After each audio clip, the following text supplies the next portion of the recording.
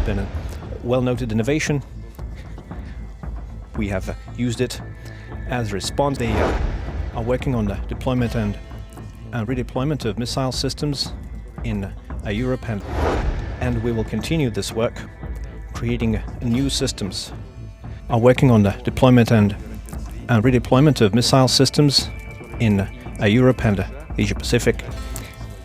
And we used to have a treaty which regulated these activities, but it has now no longer in force due to the actions of the United States. We have underscored many times that we will not deploy intermediate range missiles until the United States deploy similar weapons in a region of the world. That was essentially a unilateral obligation undertaken by Russia.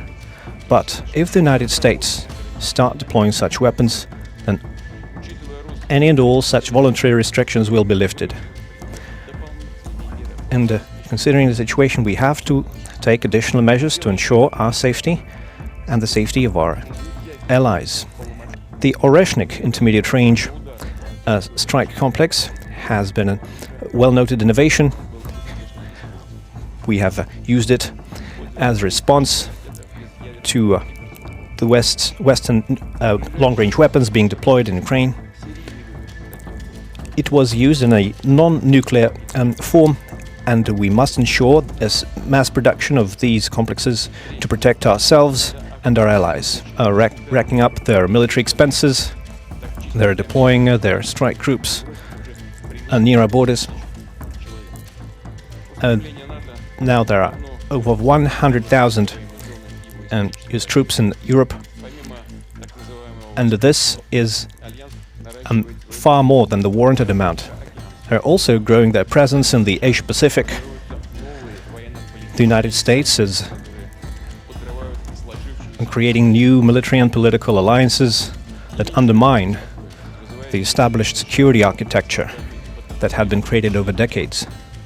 The share of state-of-the-art military equipment in nuclear forces is now 95%, and the basic principles governing the use of such weapons have been updated, as outlined in the updated state nuclear deterrence policy.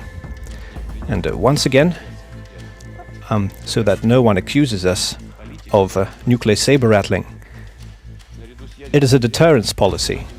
Our priorities include maintaining the stability, strategic security, protecting territorial integrity and sovereignty of our country through the development of our strategic nuclear forces. And we will continue this work, creating new systems. Don't miss out. Log on to oneindia.com for more updates.